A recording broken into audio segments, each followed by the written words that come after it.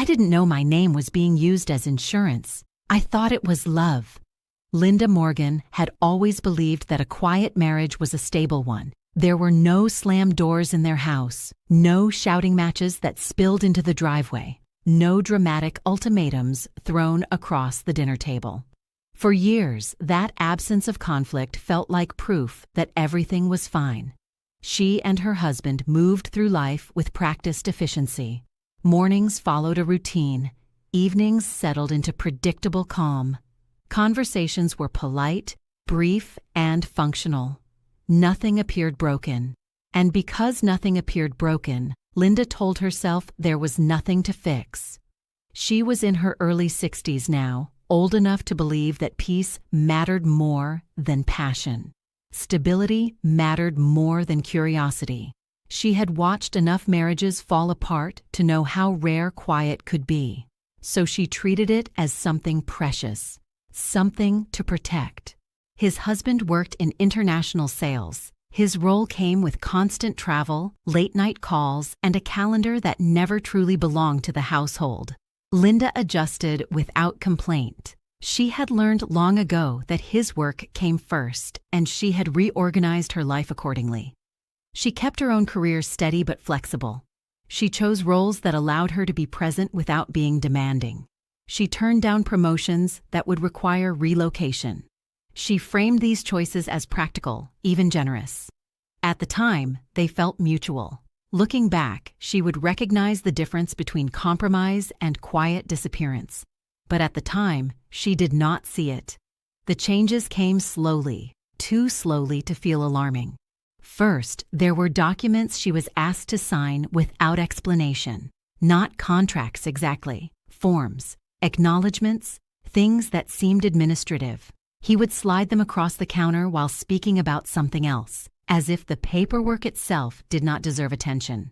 Linda signed them. She assumed trust meant efficiency. She assumed he would explain if it mattered. Then came the financial conversations that never fully happened. Questions about accounts were brushed aside with reassurance. Plans were discussed in vague language. Numbers were rounded. Details were postponed. "We'll talk about it later" became a familiar phrase. Later rarely arrived. At first, Linda noticed these things as minor irritations. She told herself she was overthinking. She reminded herself that marriage required faith. She reminded herself that he had always handled the financial side of things. That division of labor had worked for decades. Why question it now? She did not see these moments as warnings. She saw them as signs of longevity, as proof that their marriage had matured into something efficient and unremarkable. She had learned not to interrupt his calls, not to press for explanations when he was tired, not to ask questions that sounded like doubt. Doubt, she believed, was corrosive, so she replaced it with patience. Linda still worked. She still contributed. She still showed up to family events and professional gatherings with quiet grace. She maintained the home. She managed schedules. She listened. She listened more than she spoke. Over time, that balance shifted. Her voice became optional. Her presence became assumed. Decisions were made around her rather than with her. She noticed, but she did not name it. Naming something gives it weight. And Linda did not want weight. She wanted peace. At night, when the house was quiet, she sometimes replayed moments in her head, the way conversations ended before she entered the room, the way her opinions were acknowledged but not absorbed, the way plans were presented as conclusions rather than discussions. She dismissed these thoughts as fatigue, as sensitivity, as the product of too much time alone. She told herself that long marriages were built on acceptance, on knowing when not to push, so she did not push. What Linda did not understand, what she could not yet see, was that her silence was being interpreted, not as agreement, but as availability, not as trust, but as permission. Permission to decide without her, permission to speak for her, permission to place her where it was convenient. Years later, she would recognize this period as the foundation of everything that followed. Not because of what happened, but because of what did not. No argument ever forced the truth into the open. No betrayal announced itself clearly. No moment demanded immediate action. Instead, there was only a slow narrowing of space, a gradual removal from the center of her own life, and Linda let it happen because she believed that calm was the same thing as safety. She believed that loyalty meant restraint. She believed that asking fewer questions was a form of love. She believed that if something were truly wrong, she would feel it. What she did not realize was that the most dangerous shifts do not announce themselves loudly. They arrive quietly, they settle in unnoticed, and they teach you to mistake absence for harmony. By the time Linda would finally understand the cost of those assumptions, the structure had already been built around her. And she had signed her name without reading the fine print. Linda Morgan did not return to Chinese because she missed it. She returned to it because her house had grown too quiet. Not the kind of quiet that feels warm, not the kind that lets a person rest. This quiet felt like a hallway at night, long, empty, a little cold. Eric was traveling again. He always was. He left early that morning with a carry-on bag that looked almost new. He kissed her cheek near the front door, eyes already on his phone. His mouth formed the right words. His body moved with the right habits. But his mind was already somewhere else. Linda watched him go, then closed the door and stood still for a few seconds. She could hear her own breathing. She went to the kitchen and rinsed a cup that was already clean. She wiped the counter that had no crumbs. She checked the mail and found only flyers and a bland envelope, with her name printed too neatly. She did not open it right away. Instead, she went upstairs and sat at the edge of her bed. Her dresser mirror reflected her in a flat, honest way. The same face, the same eyes, the same hair she had learned to keep tidy and practical. She looked like a woman who had done everything right, but something in her felt unused. She did not call it loneliness. That word felt too dramatic. She told herself she was simply restless. Restless people find tasks. That afternoon, she cleaned a closet she did not need to clean. She found old folders, old notebooks, old papers she had not touched in years. She kept pulling things out, stacking them in small piles, trying to make order from clutter. Then she found a thin book with a plain cover, a Chinese workbook. The corners were bent. The pages smelled faintly of dust and time. Her name was written inside in her younger handwriting, the letters leaning forward like they were eager. Linda held it for a moment. She remembered being 20-something, sitting at a library table, circling tones, writing characters, trying to shape her mouth around new sounds. She remembered how alive she had felt then. Not because life was easy, it was not, but because she was moving toward something. She opened the book. The first few lines looked unfamiliar, then suddenly familiar, like a song she had not heard in years, but her body remembered the rhythm. She turned the page. A simple phrase appeared. She read it silently. Then again. She felt a small, sharp satisfaction. It surprised her. Linda was not the type of person who chased thrills. She did not gamble. She did not make impulsive choices. She did not call friends at midnight to talk about wild ideas. She had built her life on steadiness. But this felt steady in a different way. This felt like reclaiming. That evening, she made dinner for one. She ate slowly, without the television on. She listened to the refrigerator hum, the occasional car passing outside, the soft tick of the clock. Then she opened the workbook again. At first, she told herself it was only for mental exercise, a way to keep her brain sharp. Seniors were always told to do that. Learn a language, do puzzles, stay engaged. But Linda did not choose crossword puzzles. She chose legal vocabulary. She chose financial terms. She chose the kind of language used in meetings where people did not smile. The next day, she downloaded a language app and selected lessons that went far beyond ordering food or asking for directions. She searched for business modules, contract phrases, responsibility terms, words like agreement, acknowledgement, obligation, liability. She did not know why those words drew her. She only knew they did. Linda built a quiet routine. In the morning, she worked. She handled calls. She answered emails. She stayed polite, professional, reliable. She had always been those things. In the afternoon, she studied. She wrote characters carefully, the way she once wrote grocery lists. She listened to audio clips, repeating sentences until her mouth shaped them smoothly. She practiced tones, not for perfection, but for clarity.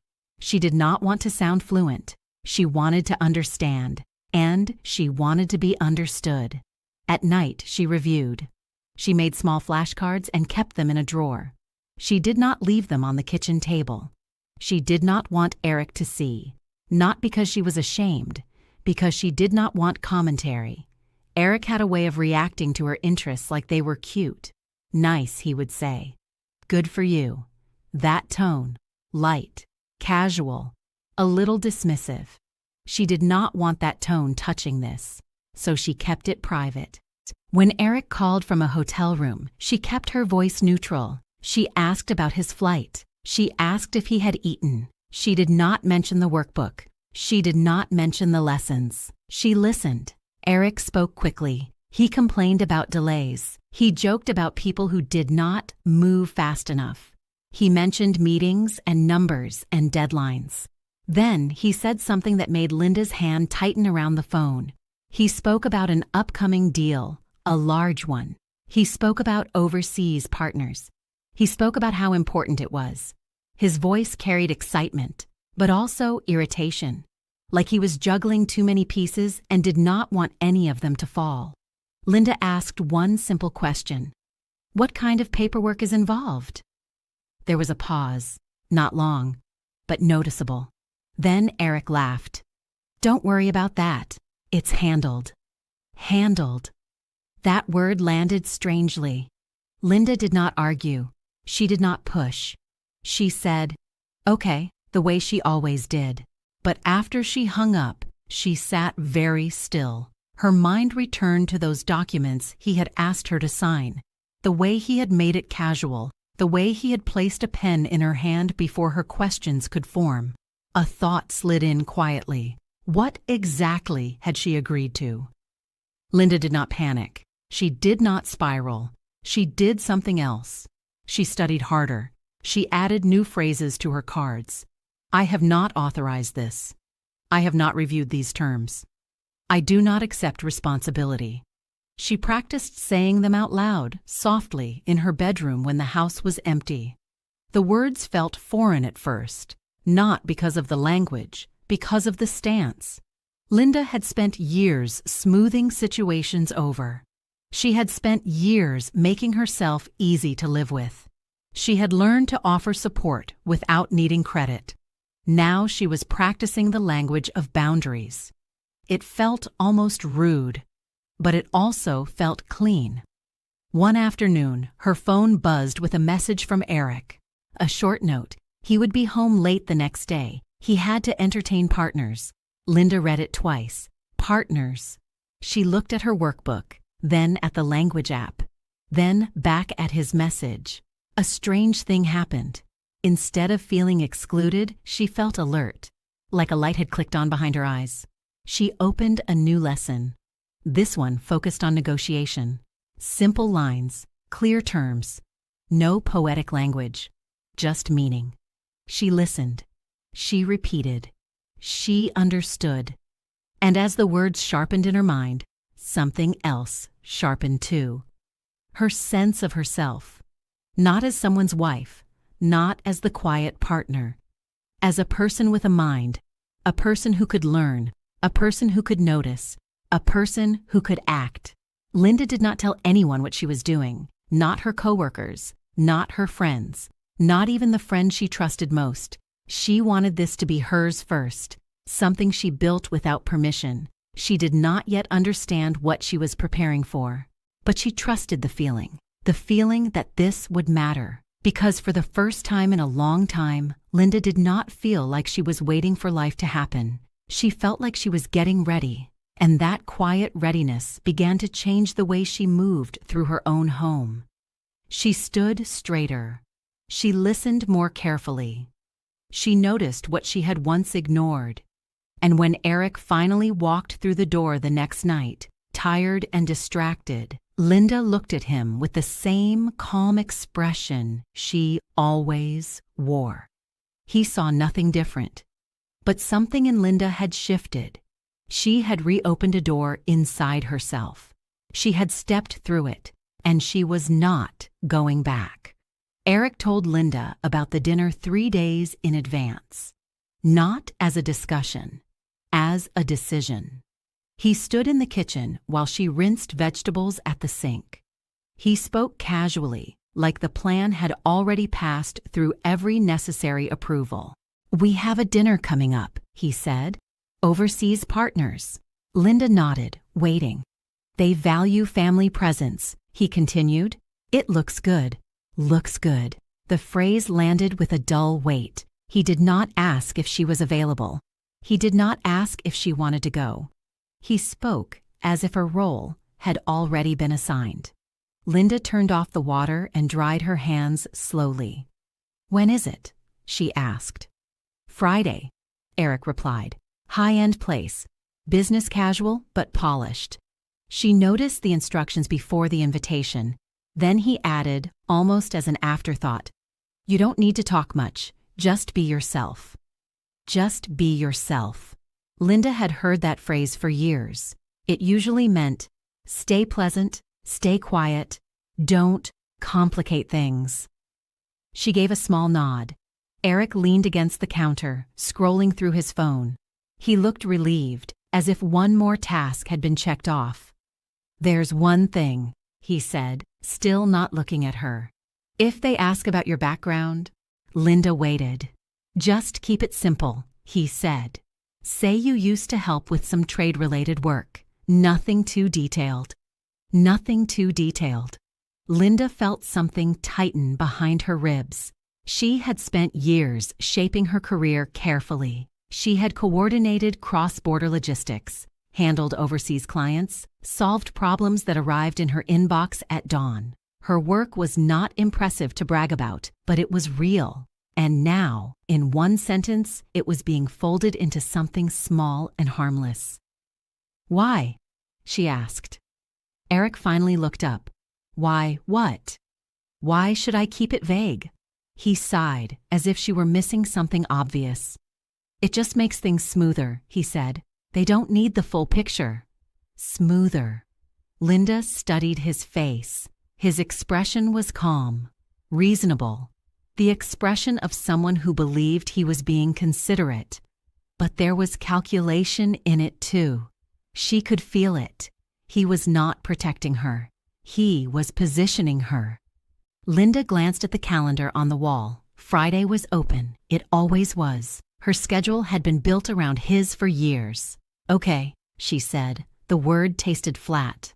Eric smiled, not warmly, efficiently. "Good," he said. "This is important. Important. Not us, not her. This." That night Linda lay awake longer than usual. Eric's breathing beside her was even and relaxed. He slept like someone whose risks were already accounted for. Linda stared at the ceiling and replayed the conversation. The phrasing. The order of his instructions. First, how she should dress. Then, how little she should speak. Then, how she should describe herself. There was no space in that sequence for her judgment, only for her compliance. She realized something then. This dinner was not about including her. It was about presenting her. A stable image, a married image, a human confirmation that everything on his side was orderly. Linda rolled onto her side, facing away from him. She thought of the language lessons she had been studying in secret. The words about responsibility, about acknowledgement, about implied consent. A cold understanding settled in. If he was asking her to minimize herself in public, it was not for politeness. It was for control. Because the smaller she appeared, the easier it would be to speak for her. The easier it would be to attach her name to decisions she did not make. By morning, Linda did not feel hurt. She felt clear. She woke early and moved through her routine with new attention. She watched what Eric packed. She listened to the calls he took in the hallway. She noted how often he said "we" when he meant "I." This time, she heard the difference.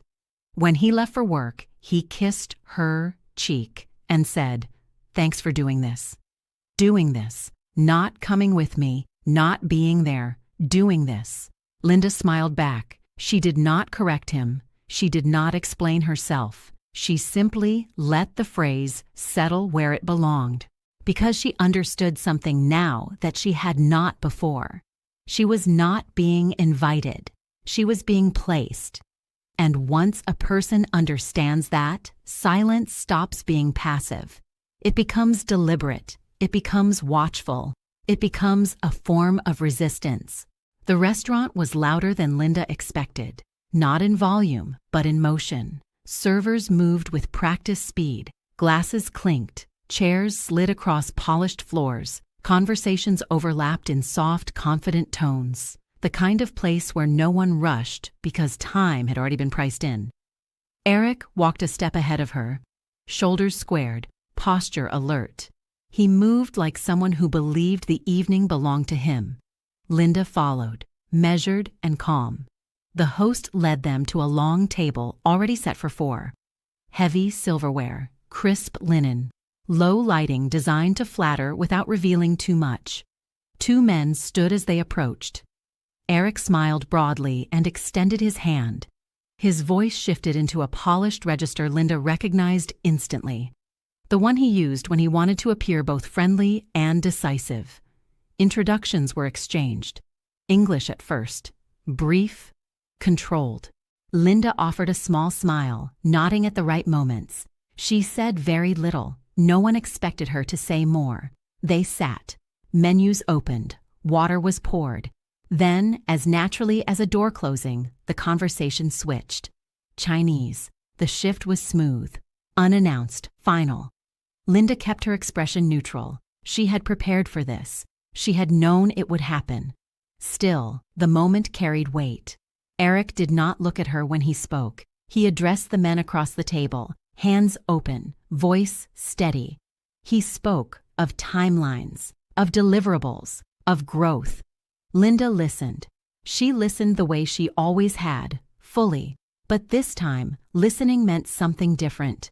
She understood every word, not just the vocabulary, the intent. Eric gestured toward her mid-sentence. "This part," he said, smiling, "my wife is aware of." Aware. Linda's fingers tightened slightly in her lap. She did not move her face.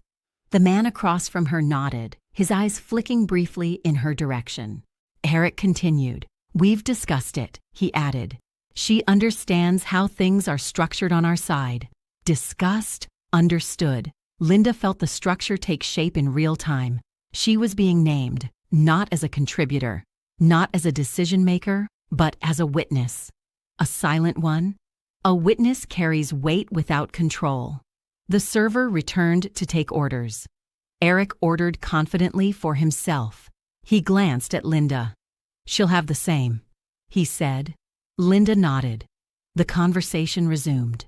Eric spoke quickly now, warming to his subject. He described operations, partnerships, expectations. He spoke as though everything was settled. Each time he mentioned risk, he softened it with reassurance.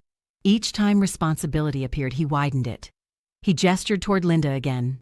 "She's familiar with our domestic processes," he said lightly. "We're aligned."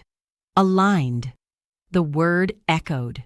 Linda's mind moved faster than her expression. She recognized what was happening. These phrases were not casual. They were deliberate. In formal discussions, awareness could imply consent. Alignment could imply shared accountability. Eric was building a narrative, and he was placing her inside it. Linda studied the men across the table. One listened politely, nodding at appropriate moments. The other watched more carefully. His gaze lingered on Linda longer than necessary. He was not watching her out of curiosity. He was assessing her. Linda held her posture steady. She did not interrupt. She did not clarify. She did not correct. She waited. Eric leaned back slightly, confident. "This arrangement works well for us," he said. "And my wife agrees, right?" He turned to her then. For the first time that evening, he looked directly at her. The question was light. The expectation was not. Linda met his eyes. She felt the weight of the moment press against her chest. She understood the trap. If she spoke, she would need to correct him publicly. If she stayed silent, her silence would be taken as confirmation. Either choice carried risk. She chose stillness. She offered a small, neutral smile. Eric took it as agreement. "Exactly," he said, turning back to the table. "We're on the same page." Linda felt something settle inside her. Not fear, clarity. She saw the seat she occupied for what it was. Not beside him, in front of him, between him and consequence. The rest of the meal unfolded with careful efficiency. Courses arrived. Wine was poured. Laughter surfaced and faded. Eric relaxed. He grew more casual, more expansive. Linda remained quiet. She counted his words. She noted his phrasing. She memorized the sequence. By the time dessert arrived, she no longer wondered what this dinner meant. She knew. This was not a misunderstanding. It was documentation. And she was being written into it without her consent. When they stood to leave, the man who had been watching her rose last. His expression was polite. His eyes were sharp. He inclined his head toward Linda, just slightly. A gesture of acknowledgement. Not sympathy, recognition. Linda returned the nod. She did not know then what it would lead to, only that she had been seen, and that made all the difference. The question came between courses. It was casual. It sounded polite. One of the men across the table turned slightly toward Linda and asked what she did for work. The tone was neutral. The timing intentional. Linda had time to answer. She did not. Eric spoke first. "Oh, she keeps busy," he said with a light laugh. "Nothing too demanding. A small firm. Very flexible." Small, flexible. Linda felt heat rise under her collar. She kept her gaze on her plate. Eric continued, warming to the role. "She likes things simple," he added. "Family-oriented, not very ambitious." Not ambitious. The words were clean. They were not cruel. That was what made them effective. Linda understood the performance. He was drawing a picture, a harmless one. A woman content to stay in the background.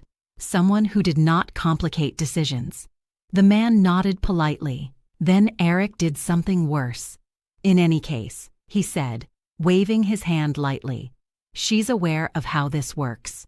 Formally speaking, she's been kept in the loop." Formally speaking, Linda's breath caught. There it was, the pivot. He had diminished her value. Now he expanded her responsibility. She was being presented as too small to matter and too involved to deny. Linda recognized the structure immediately. This was not carelessness. It was design. The table went quiet for a moment. Not uncomfortable. Evaluative. Linda felt the weight of the men's attention settle on her. She understood what they were weighing. If something failed, who would be accountable? Eric took a sip of his drink, relaxed. He had already answered the question for them. Linda felt a sharp, private anger, not the kind that shakes the hands, the kind that sharpens the mind. She remembered every document he had slid across the counter, every signature he had asked for without explanation, every time she had been told. It's standard. Just routine. She saw the pattern clearly now. This dinner was not about partnership. It was about insulation. Linda looked up. For a brief second, her eyes met the man who had been watching her all evening. His expression had changed. The polite distance was gone. In its place was something colder, disapproval. He glanced at Eric, then back at Linda. The message was clear. He understood what was happening. Eric, unaware, continued talking. "She handles the domestic side," he said. "So if there are any follow-ups, she'll coordinate." Handle, coordinate. Linda repeated the words silently. He was assigning her tasks without authority, responsibility without control, blame without power. Linda's fork rested untouched beside her plate. She forced herself to breathe evenly. She did not speak. Not yet. She knew this moment would matter later. Correction now would cost her the room. Silence would cost her less. Eric leaned back, satisfied. "This arrangement keeps things efficient," he said. "No confusion. No confusion." Linda almost smiled, because for the first time all evening there was no confusion at all. She knew exactly where she stood, not beside him, not with him, but positioned beneath him, useful, expendable. The rest of the dinner blurred. The words no longer mattered. Linda had heard enough. When the check arrived, Eric reached for it without looking at her. He signed quickly, decisively. The man across the table stood and thanked them. His eyes returned to Linda one last time. This time, there was no politeness in them, only judgment. And something else. A silent question. Linda met his gaze and gave the slightest nod. She had been reduced in public. She had been bound in responsibility, but she had also been seen. And once a structure is seen clearly, it can be dismantled. By the time dessert arrived, Eric was relaxed. The tension that had sharpened his voice earlier had softened into confidence. His shoulders dropped. His laughter came more easily. He spoke as if the most difficult parts of the evening were already behind him. Linda recognized the shift. It was the posture of someone who believed his risks were covered. He leaned back in his chair and swirled his drink, the ice clinking softly against the glass. "You know how these things go," he said, switching briefly back to English, almost conversational now. "People overthink." Overthink. Linda kept her hands folded in her lap. Eric turned back to the table and continued in Chinese. He spoke about process, about structure, about how responsibilities were divided on the domestic side. The words were careful, so careful that Linda felt a chill. He described a scenario where misunderstandings could occur, where timelines might shift, where expectations might not align. "And in those cases," he said lightly, "my wife handles the follow-through." Handles. Linda felt the word settle like a weight on her chest. He smiled as he said it, as if this were an advantage, as if he were being generous by sharing the load. In reality, he was drawing a map, a path out. Eric continued. "If there are any regulatory questions," he said, "she's the point of contact." Point of contact. The phrase was precise. Linda understood its implications. In corporate language, the point of contact absorbs pressure, delays, errors, blame. Eric was not improvising. He had rehearsed this. He had structured the narrative so that responsibility would travel in one direction, toward her, away from him. Linda studied his face as he spoke. He looked calm, confident, almost relieved. This was the moment that broke something open inside her. Not anger, understanding. She saw the marriage as it truly functioned, not as a partnership, but as a shield. She was the surface that absorbed impact. He was the one standing behind it. Eric chuckled at something one of the men said. He leaned forward, elbows on the table, speaking more freely now. "My wife doesn't mind," he added. "She's not career-driven. She prefers stability." Prefers. The man who had been watching Linda all evening set his fork down. He did not smile. His tone remained polite, but his words carried weight. "And if there is disagreement?" he asked. Eric waved his hand. "There won't be. he said easily. We're aligned. Aligned. Again. Linda noticed how often he used that word. Alignment implied unity. Unity implied shared responsibility. Eric was sealing the frame. Linda's heartbeat was steady. She did not feel panic. She felt focus.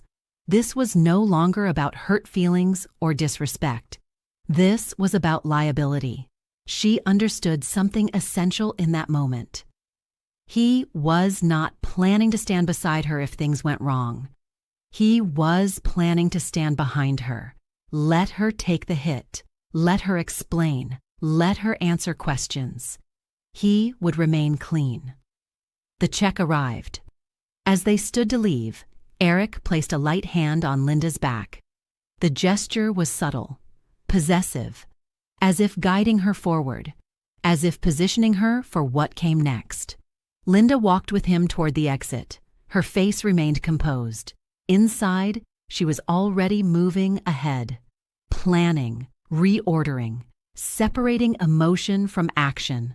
By the time they stepped out into the night air, Linda had made a quiet decision. She would not confront him. She would not warn him. She would not correct the record publicly. She would let him believe his exit was secure, because exits only work when no one else sees them. And now she did. The house felt different when they returned, not quieter, sharper. Linda noticed it the moment she stepped inside. The familiar rooms no longer softened her. They revealed themselves. Corners looked deliberate. Drawers looked purposeful. Even the hallway light felt staged, as if it had always been meant to illuminate certain paths and keep others dim. Eric loosened his tie and placed his keys in the bowl by the door. The sound was ordinary, comforting even. He moved through the space like a man who expected nothing to change. "Long night," he said, already walking toward the kitchen. Linda followed at a distance. He poured himself a drink, ice first, then liquid, the same order every time. He took a sip and sighed, satisfied. "They liked us," he said. "That went well. Us." Linda nodded. She watched him carefully now, not as a partner, as a pattern. Eric talked for a few minutes about logistics, travel schedules, next steps, the kind of surface details meant to signal success. He did not ask how she felt. He did not ask what she thought. He assumed agreement. Linda waited until he left the room. Then she went upstairs. She did not rush. She did not feel urgency. She felt direction. In the spare bedroom, there was a filing cabinet Eric rarely touched. It held old tax records, insurance documents, statements that were technically shared but functionally ignored. Linda had opened it many times before without really seeing it. This time, she saw everything. She pulled out a folder marked with a neutral label. Inside were account summaries. Numbers she recognized, but had never traced. Transfers that moved in quiet increments. Not large enough to alarm. Not small enough to be meaningless. She sat on the bed and read. And read. Patterns emerged. Funds moved away from shared visibility. Accounts that did not generate routine statements. Names that appeared where they should not have. Her name. Linda felt her throat tighten, not in panic, in recognition. She remembered the documents she had signed, the casual way Eric had presented them, the pen already uncapped, the explanations trimmed of detail. She flipped back through the pages. There it was, her signature, more than once. Linda closed her eyes and inhaled slowly. This was not savings. This was not planning. This was positioning. She understood it now. Money had been placed where questions would land on her. Accounts structured to appear shared without being controlled. Paper trails that pointed sideways instead of forward. If something collapsed, her name would be the first one found. She thought of the dinner, the words Eric had chosen. Aware. Aligned. Point of contact. None of it had been accidental. Linda opened her laptop. She searched calmly. Methodically, she reviewed digital records the same way she had reviewed contracts in her working years. Line by line, date by date, more names appeared. Not institutions, individuals, intermediaries, addresses she did not recognize. She did not speculate, she documented. She opened a new folder and began saving copies. Each file felt like a brick removed from a wall she had never known she was standing behind. Downstairs, Eric laughed at something on his phone. The sound traveled up the staircase. Linda paused. She realized something then that surprised her. She did not feel betrayed. She felt relieved. Because betrayal implies broken trust. This was worse. This was design. And design can be traced. She remembered her language lessons, the terms she had practiced, the phrasing that clarified responsibility without emotion. She opened a new document and typed a short list. Dates, accounts, signatures, implied consent. She did not write conclusions, only facts. By the time she closed the laptop, the night had deepened. The house was quiet again, but it no longer felt empty. It felt exposed. Linda returned the files exactly where she had found them. No sign of disturbance, no warning. She understood the value of timing now. If Eric suspected anything, he would adapt. He always did. So she would not let him know. She lay in bed later, facing the ceiling, listening to his breathing beside her. Steady, unconcerned. He believed the shield was holding. Linda rested her hand lightly on the mattress. She had once thought these accounts existed to protect them. Now she knew better. They existed to protect him. And once a purpose is understood, it can be reversed. Quietly. Cleanly. Linda closed her eyes. Tomorrow, she would begin separating what was shared from what had been assigned to her without consent. Tomorrow, she would start turning structure into evidence. She slept without dreaming. The shift did not happen all at once. It happened in increments. Small pauses, slight delays, the absence of warmth where there had once been ease. Linda noticed it before Eric did. At first, it showed up in the follow-up messages. Polite replies arrived, later than expected. Language that had once been friendly became careful, professional, distant. Eric complained about it over breakfast. "They're dragging their feet," he said, scrolling through his phone. "It's inefficient." Linda buttered her toast. She did not respond. A few days later, Eric mentioned that one of the overseas contacts had requested additional documentation. "Nothing alarming," he said, "just procedural." Linda recognized the tone. This was not procedure. This was scrutiny. She remembered the man across the table, the one who had watched her longer than necessary. The one who had asked the single question Eric could not deflect. Respect, Linda knew, did not disappear loudly. It withdrew. Eric paced the living room one evening, phone pressed to his ear, voice tight. He spoke in controlled phrases, repeating himself more than usual.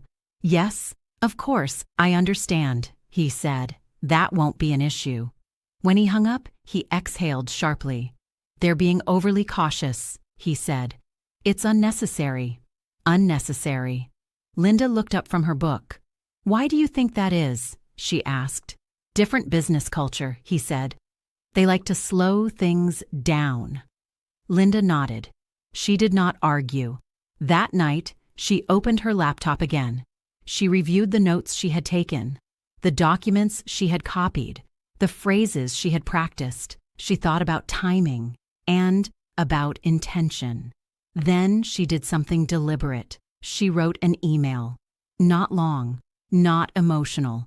She addressed it to the contact whose eyes had not looked away at the table. She wrote in Chinese.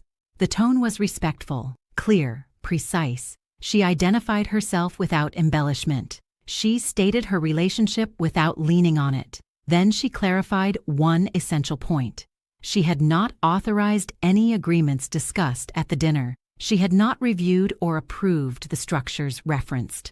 Her name had appeared without her consent. She ended with a single sentence. She would be willing to clarify her position if needed. Nothing more. Linda read the message twice. Then she sent it. She did not feel nervous. She felt aligned. The response did not come immediately. When it did, it was brief, courteous. It acknowledged receipt. It thanked her for the clarification. No reassurance, no apology, just recognition. The following week, Eric's tone changed. He stopped joking about delays. He stopped sounding certain. He began asking questions that did not have answers yet. "They want to review internal procedures," he said one evening. "It's unusual." Linda nodded. "They're thorough," she said. Eric frowned. The word did not comfort him. A few days later, he mentioned that the overseas team wanted to adjust the timeline, to re-evaluate certain responsibilities. "They're being overly cautious again," he said. Linda looked at him steadily. "Caution isn't always a bad thing," she said. He did not reply. At night, Linda lay awake listening to the house settle. She thought about how power shifts rarely announce themselves. They move quietly. They begin with attention, and they end with consequence. The man who had watched her at the table had not intervened. He had not challenged Eric publicly. He had done something far more decisive. He had started to listen, and now others were listening too. Linda closed her eyes. She knew the next step would not come from her. It would come from the system Eric trusted to protect him. And systems, once alerted, do not forget. Linda called May on a Tuesday morning. Not because she wanted comfort, because she wanted structure. She waited until Eric had left for work. He walked out with his usual speed, a quick kiss on the cheek, his mind already elsewhere. The door clicked shut. The house held the sound for a moment, then released it. Linda stood in the kitchen, phone in her hand, and looked at the empty chair across the table. For years, she had made that emptiness feel normal. Today, she let it feel like what it was, a space where decisions had been made without her. She dialed. May answered on the second ring. Her voice was steady, not warm, not cold, practical. "Linda," she said, "is it finally time?" Linda did not argue with the word, finally. "Yes," she said. There was a short pause. "Tell me only what you know," May said, "not what you suspect." Linda exhaled. She described the dinner in simple pieces, the switch to Chinese, the repeated phrases, the way Eric had spoken of her as though she were both uninvolved and responsible. May asked one question. "Did he say you were aware?" "Yes." "Did he say you were aligned?" "Yes." "Did he assign you as point of contact?" "Yes." May's breath was quiet on the line. "Okay," she said. "Now listen carefully." Linda held the phone tighter. May's words were blunt. "Do not confront him. Not yet." Linda's jaw tightened. May continued. "Do not threaten. Do not argue. Do not announce that you know. People like him move assets when they feel heat." Linda stared out the window at the street. A delivery truck rolled past. A neighbor walked a dog. Ordinary life moving as if nothing had shifted. May's voice remained even. "You are not going to win this by being right in the moment," she said. "You win by being right on paper." Right on paper. Linda swallowed. May said it again, slower. "Don't feel it yet. File it." Linda closed her eyes. The sentence landed hard. Not because it was harsh, because it was true.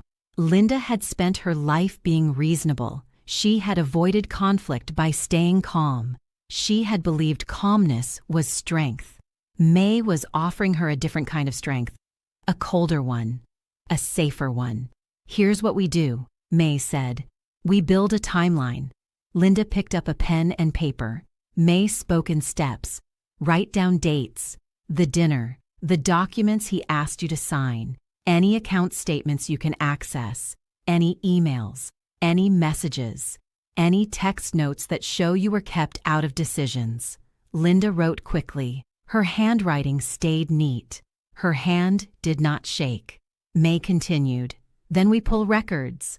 Financial, communication, anything that shows a pattern." Pattern. Linda felt her chest tighten again. May's tone did not change. "This is not about one bad night," May said.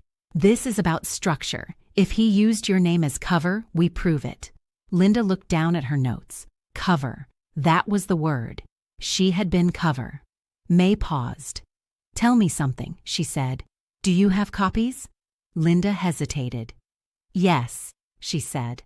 "I saved what I could." "Good," May replied, immediate. "Keep them off the shared computer, off any device he can access. Cloud storage with a password he doesn't know." Linda nodded, even though May could not see her. May added, "And don't change behavior in a way he can notice. Keep your routine. Be normal. Be boring." Be boring. Linda almost smiled. She had been boring for years. This time, boring would be useful. After they ended the call, Linda did not sit down. She moved, not hurried, purposeful. She pulled out a box from the closet and labeled it with plain words: household, taxes, receipts. Inside, she began placing copies, account summaries, email printouts, notes with dates. She created a second folder on her laptop, hidden under a name no one would click. She saved scans, screenshots, statements. Then she opened her email draft, the message she had sent in Chinese. She reread it. It was calm. It was factual. It contained the one thing she needed most: a clear record that she did not consent. Linda forwarded a copy to an address May provided, a neutral legal intake account. No names, no identifiers. She then printed the reply she had received. Short, polite, confirming. It acknowledged her clarification. That mattered. It meant someone outside her marriage had heard her. And in systems that valued responsibility, being heard changed everything. That evening, Eric came home late.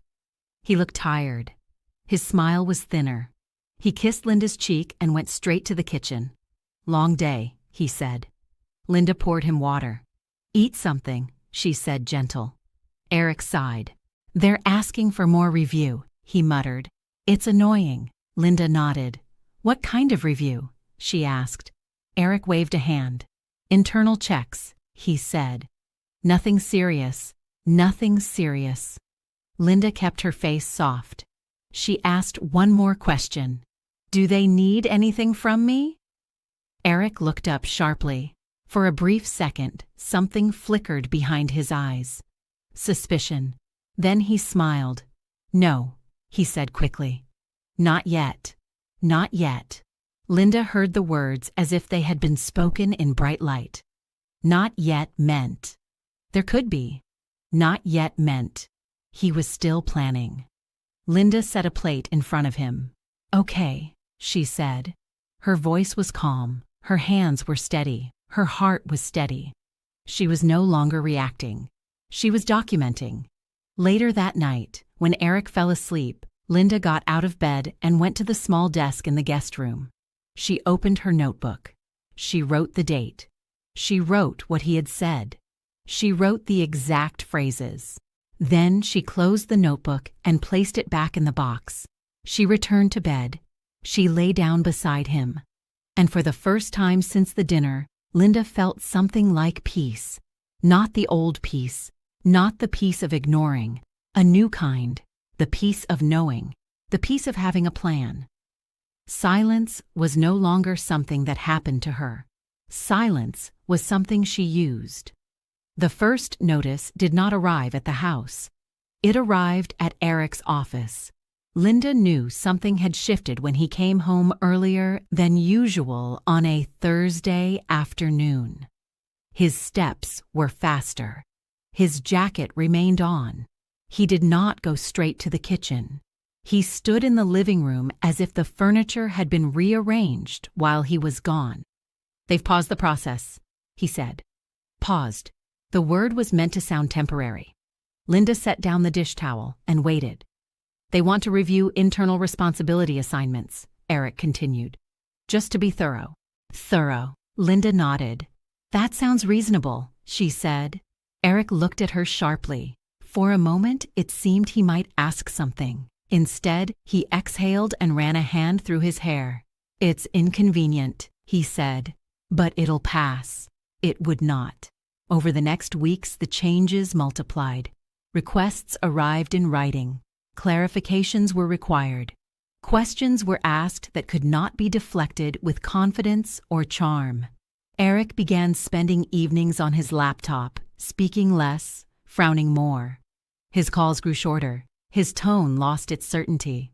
Linda observed without comment. She had already done her part. The external review expanded. What had been framed as a routine pause became a formal inquiry. Eric stopped using the word pause. He started saying process. Process meant documentation. Documentation meant exposure. One afternoon, Eric asked Linda if she remembered signing a particular document. She did. Yes, she said calmly. You said it was standard. He hesitated. They're asking why your name appears there, he said. Linda met his eyes. I asked you the same thing once, she replied. The silence between them was heavy. A week later, Eric's company placed him on administrative leave. The language was polite, temporary, neutral. The impact was not. Linda learned of it when he told her at dinner, his voice carefully controlled. They need time, he said. She nodded. Time had arrived. The legal separation followed with less drama than she had expected. Papers were filed. Accounts were frozen, then examined. Structures that had once protected Eric now demanded clarity. Linda's documentation spoke for her. Her timeline held. Her silence had preserved credibility. The assets he had assumed were safely obscured were not. They were traceable. The final settlement took months. Linda moved through it steadily, supported by facts rather than emotion. She did not gloat. She did not accuse. She corrected the record. When the divorce was finalized, the house felt lighter, not emptier, clearer. Weeks later, Linda received an email from an unfamiliar address. It was brief, respectful. It referenced her earlier message, her clarity, her restraint. The overseas company was restructuring its advisory approach. They were seeking external consultation. They asked if she would consider a role, not as a spouse, as a professional. Linda read the message twice. She did not rush to reply. That evening, she walked through her home slowly. She touched the back of the chair where she had once sat quietly. She opened drawers that no longer felt guarded. She thought of the woman she had been at that dinner table, silent, watching, understanding. She sat at her desk and typed her response. She wrote in Chinese. She introduced herself by name, by experience, by capability. She did not mention her marriage. She pressed send. Linda closed her laptop and leaned back. Nothing dramatic followed. No speeches, no apologies, no revenge, just alignment, the kind built on truth. Months later, Linda stood in a new office space, not large, not flashy, functional. She looked out the window and felt something settle inside her, not triumph, balance. She had not raised her voice. She had not demanded justice. She had not exposed anyone publicly. She had simply refused to carry what was not hers. In the end, that refusal changed everything. Linda Morgan had once believed silence meant safety. Now she knew better. Silence, when chosen, could also mean control.